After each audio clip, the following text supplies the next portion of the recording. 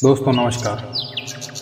ये गाथा है भारत के सबसे महान, सबसे ओजस्वी युग प्रणेता की, जिसने इतिहास की धारा का रुख मोड़ दिया। ये गाथा है कभी महलों के भोग विलास में रहे राजकुमार सिद्धार्थ की, राजकुमार सिद्धार्थ के गौतम बुद्ध बन जाने की। और यह कहानी है भारतवर्ष के गौरवशाली अतीत की, जिसने पूरे विश्व को जीवन दर्शन का उपदेश दिया, जीवन का वास्तविक उद्देश्य बताया।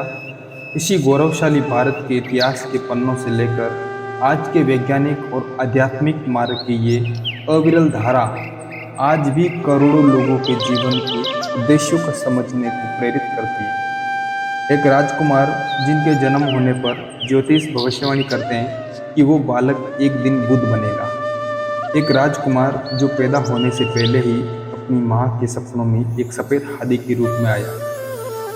एक राजकुमार जो एक महलों के बीच, शान और शौकत के बीच पला बड़ा, अनेकों अप्सराओं और सुख सुविधाओं के बीच रहने वाला ये राजकुमार, जिसने एक दरिद्र व्यक्ति, एक वृद्ध एवं एक मृत व्यक्ति को देख ब्रह्मांड के रहस्य को जानने की अलग जगाई, जिसमें उसके अंदर प्रश्न जगाया, आखिर ये जीवन ही मिथ्या है तो हम अपने जीवन को भोग विलास में क्यों व्यर्थ करते हैं। और यहाँ से शुरू हुई उस राजकुमार के बुद्ध बनने की कहानी। वो समय था आज से 2500 साल पहले, जब भारतवर्ष में वैदिक सभ्यता का प्रचलन था। पर समय की गति के साथ उसमें आडंबर बढ़ते गए। ब्राह्मण समाज अपने को ज्ञान और शिक्षा के बजाय अपने कुल को सबसे उच्च मानने लगा था। उसके अनुसार जीवन मुक्ति के लिए दो ही मार्ग हो सकते थे, या तो खाना पीना सब छोड़कर व्यक्ति कठोर तप करे और जीवन से संन्यास ग्रहण कर ले, या फिर कर्म कांड से जीवन से मुक्ति पाकर स्वर्ग की ओर प्रस्थान करें, जिससे हम सिद्धि भाषा के अतिरिक्तों का समझ कर सकते हैं। ये जिसकी हर व्यवस्था एक्सट्रीम फॉर्म पर समय से आगे बढ़कर समाज के विरुद्ध जाकर बुद्ध ने मध्यम मार्ग का रास्ता बताया, जिस प्रकार से किसी वीणा के तारों को जोर से खींचने पर वो टूट जाते हैं, और अगर ढीला छोड़ दें तो संगीत के स्वर निकलना बंद हो जाते हैं। मधुर संगीत केवल तभी निकल पाता है जब तार कसावट बीच में हो, ना ही बहुत ढीली हो ना ही बहुत कसावा। इसी प्रकार जीवन के लिए भी उन्होंने मध्यम मार्ग की बात कही। आज के बिहार के गया में स्थित पीपल के पेड़ के नीचे, जिसे संसार आज बोधि वृक्ष के नाम से जानता है, इसी पेड़ के नीचे सिद्धार्थ गौतम नाम का यह राजकुमार बुद्ध बना। बुद्ध अर्थात जागृत, जिसे ज्ञान की प्राप्ति हो गई। बुद्ध को इसी पीपल के पेड़ के नीचे बोधिय प्राप्त हुई और यहाँ से बौद्ध धर्म की शुरुआत हुई।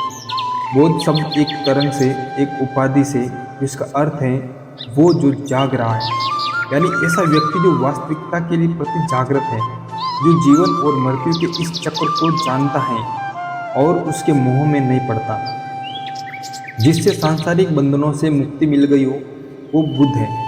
मान्यताओं के अनुसार गौतम बुद्ध यानी सिद्धार्थ का जन्म आज से 2500 साल पहले हिमालय की गोद में बसे प्राकृतिक सौंदर्य से परिपूर्ण नेपाल में हुआ था। वो स्थान भारतीय नेपाली सीमा पर एक छोटे से राज्य में बसा हुआ था। बुद्ध के जन्म के दिन को बुद्ध देशों में वैशाख के दिवस के रूप में मनाया जाता है। उनके पिता राजा सुधोधन गौतम की एक महान राजा बनने की कामना करते हुए अपने पुत्र को धार्मिक शिक्षाओं या मानवीय पीड़ा के ज्ञान से बचाते थे। पर भाग्य का लिखा कौन बदल सकता है। जीवन के शुरुआती 29 वर्ष महलों के भोग विलास में बिताने के बाद एक दिन वे भ्रमण के लिए निकले।